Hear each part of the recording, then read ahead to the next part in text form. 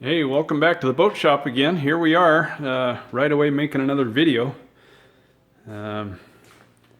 This is a request video from a friend of mine, Rick, from New Jersey. I know, New Jersey, right? Get a rope. Rick asks about building a jig, and there's some expediency involved here, I think. He's wanting to put a boat together and just isn't sure about, first of all, the purpose, the construction, and how to use a jig. Here's the reason. He said, well, what am I doing this for? Well, because wood ain't straight. It wants to go wherever it wants to go because it has grain, and grain does funky stuff, especially with moisture, and as it dries and so on, it just goes all over the place.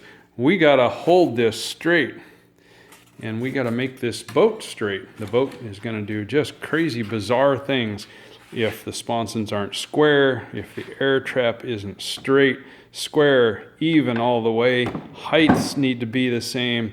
You'll fight the boat forever if it's not square. So the jig is all about making the boat square. So what do I use to make the jig? I use 3/4 inch MDF. Why? Because it has no grain. It's still wood, but it's kind of like homemade wood, if you will. It's really funky. It's weird. It's hard. It stays straight, but yet it's super duper easy to cut and shape. But I mean, I can check my jig anytime I want. I mean, it's straight, it's flat, and it doubles as a painting surface. So that's awesome, because as you guys know, I hate to paint. So you're going to cut a big flat piece. We're just going to talk about how to build it here. Larger than the boat, preferably longer than the boat. And for reasons you'll understand in a minute. Okay, so we have our big flat piece, and then we're going to cut 2 straight ribs. Okay, you're going to make those taller, deeper than the sponsons. You want the sponson, when the boat is assembled on here, to certainly be up off of the floor of the jig a little ways, right? So we're going to cut 2 perfectly parallel pieces. You're going to clamp them together, you're going to sand them together, you're going to do whatever you have to do to make them square and straight and perfectly matching each other. You're going to countersink a whole bunch of holes. And now we're going to try to lift this thing. By the way, MDF is really heavy, so I'm going to try to do this one-handed. And if you hear any screams, call 911. Okay, remember we talked about the air trap a second ago, right? What do you want the width of your boat to be, the air trap? Okay, that's where we're setting the straight ribs. The air trap width.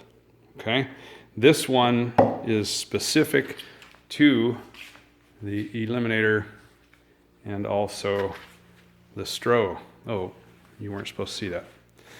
Okay, so we're going to attach these guys now. We've made them of specific height. What height do you want? I don't know.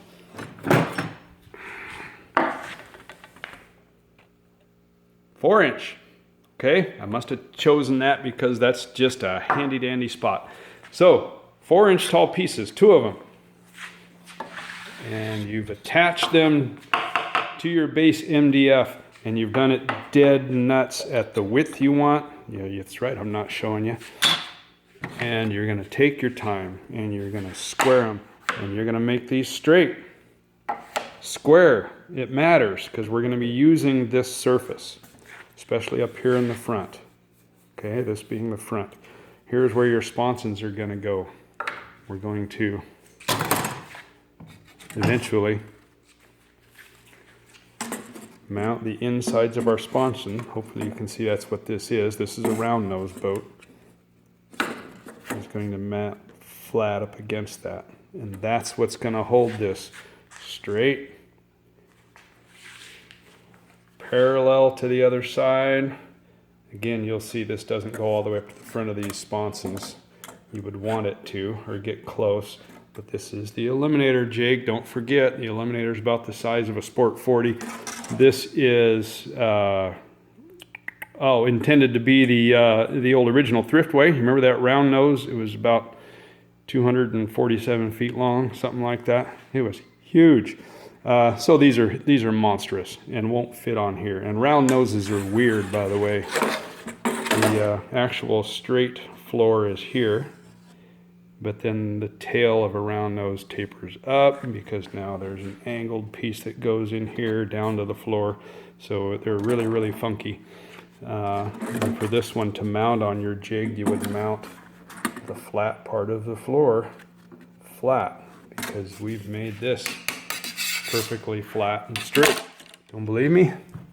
By the way, get one of these if you don't have one. Angle finder reads in tenths. So if we did a good job on our jig, it's 0. Let's make it straight. It's 0. This thing is 0 everywhere because we took our time. We made our jig perfect. Okay? So you're going to want this, and I'll tell you why a little bit later. Well, another reason why. Let's get this out of the way. We're going to try to do this one-handed. This is why you should build super light boats, so that you can film videos and move your boats around with one hand. Here we go. It's also where you're going to build nice strong motor mounts. If all goes well, it should still fit, mainly because there's not paint on the insides of the fronts of the sponsor.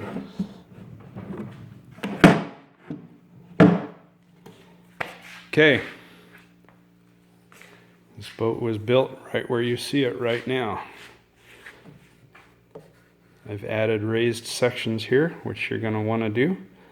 I sanded them. I even used body filler. I made them perfectly straight and square with these lower sections. Okay? The purpose is, of course, to keep this air trap perfect, to keep them parallel, to keep them square. Right? Building a boat, the first thing you're going to do is build the floor.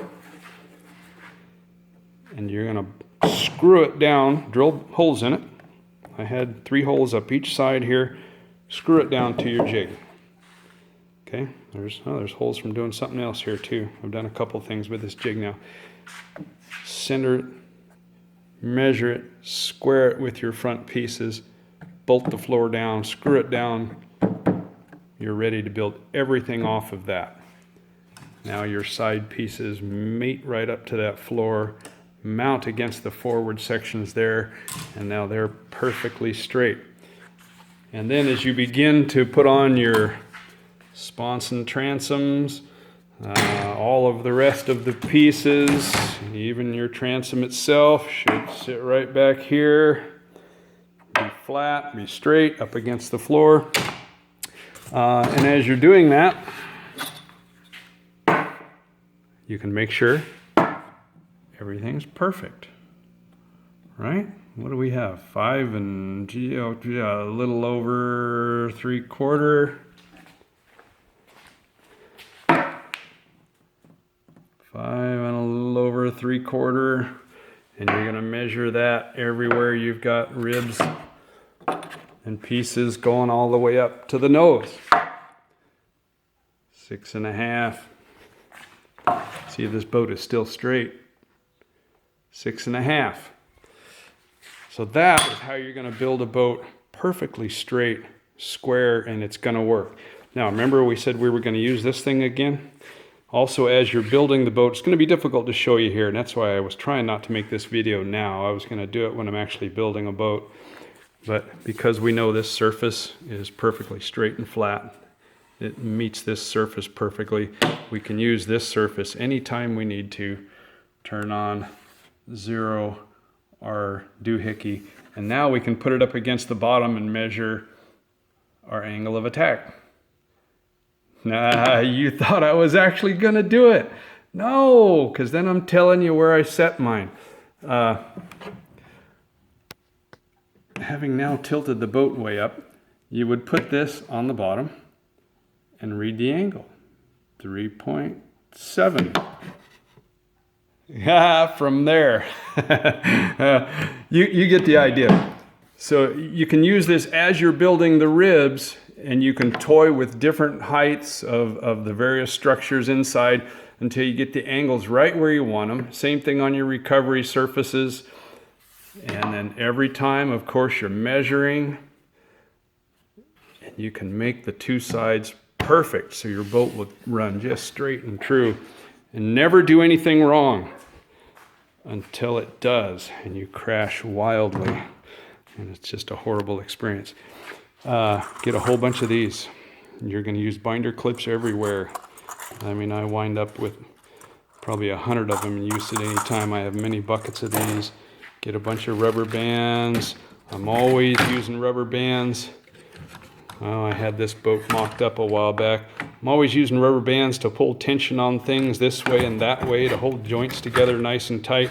Again, to get the boat just completely squared up. Okay, so gosh, I hope that answers your question as to the why, maybe even a little bit of the how. 3/4 inch MDF, easy just to jigsaw it right along, bandsaw, whatever you got. It's real easy to do. The biggest trick is in getting your two main platform pieces perfect, straight, same height, so you're not automatically building cattywampus into the boat. But even if you did, again, you're now able to measure everything, everywhere along the boat and make the whole thing perfect. Okay? All right. I hope that does it. Keep the questions coming. That's kind of fun. Made a big old mess trying to do this for you. I was going to try to mock up a boat, but it's just not possible one-handed. Okay? So, all right. I got to get back. I got to do more cut. Okay? Enjoy. Turn off your phone and go build something. See you.